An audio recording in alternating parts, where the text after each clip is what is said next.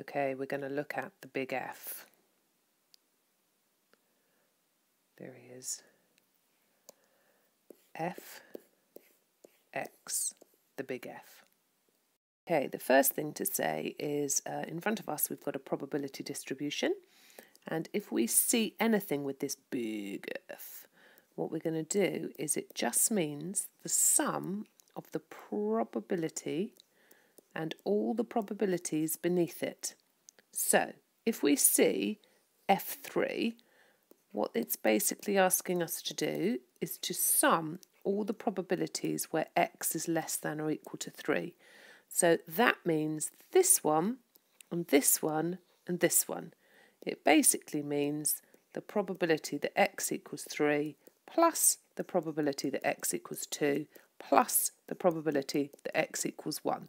Hence it's called the cumulative probability distribution. So f of x, this thing here, is known as the cumulative distribution function. Occasionally you'll see them call it CDF. Okay, so it's actually just 1/10, add 4/10, add 2/10. What's all that come to? 7/10. Okay, they're going to try and trip you up in the exam by asking you to find f of 2.7, which is a little bit strange. It just means the sum of all the probabilities less than or equal to 2.7. Now don't panic, 2.7 is about here, isn't it? So the ones that are less than 2.7 would be this one and this one. So in actual fact, we just kind of round down. So it would be 1/10 plus 4/10, which gives us 5/10. All right, don't panic if you see them try and put a decimal in. They're just trying to trip you up. Okay, cumulative as normal. If they ask you to work out the cumulative distribution function, it's just a table, but instead of probabilities here, we've got cumulative probabilities. In fact, I'm going to need to draw my table out so I've got a bit more space. So 1, 2, 3, 4, 5. So f of x means if I want to first of all work out f of 1, I'm literally looking up in the top of my table. Let's just change my colour. I'm literally looking up in the top of my table for all the probabilities that are 1 or less. So that's going to be 1/10. F of 2 is all the probabilities that are 2 or less. So it's these ones, 4/10 add 1/10. So that's 5/10. F of 3 are all these probabilities, 3 and less. 4/10 plus 1/10 plus 2/10 comes to 7/10. F of 4 will be these 4 added up, 4 or less. What's that? 1, 5, 6, 7, 8. And 5, f of 5 will be all of these added together. And your checking mechanism, of course, is to check that your last one comes to 1, which it does. Okay, people tend to find this much harder going the other way round.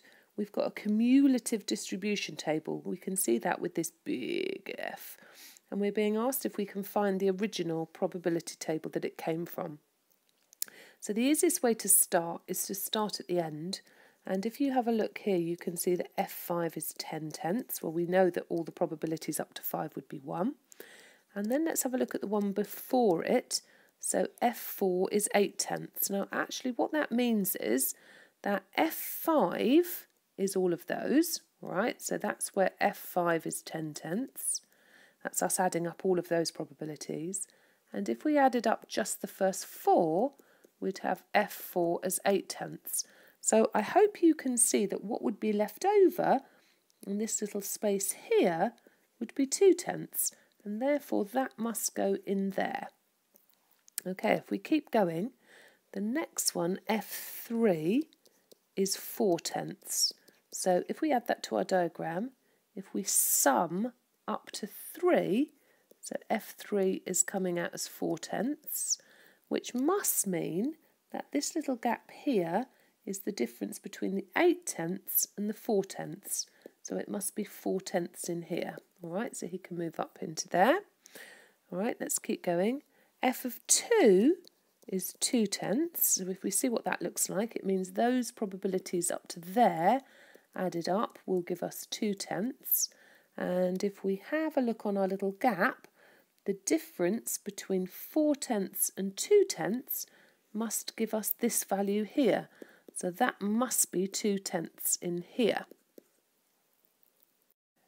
Okay, one more to go.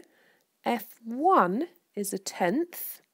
So F1 is a tenth. So that value up to there must be a tenth. So we've got a choice here. We can either just say, well, it must be a tenth and pop it in here. And then we can use our fact that we know that the sum of the probabilities is 1 to find out what goes in there.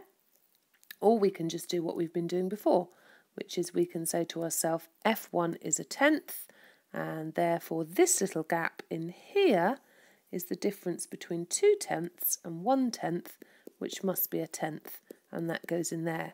Now, you must do a check, all right? What's our check? Our check is that we know that the sum of the probabilities adds to 1. So I'm just going to double check that when I add those up it comes to 1.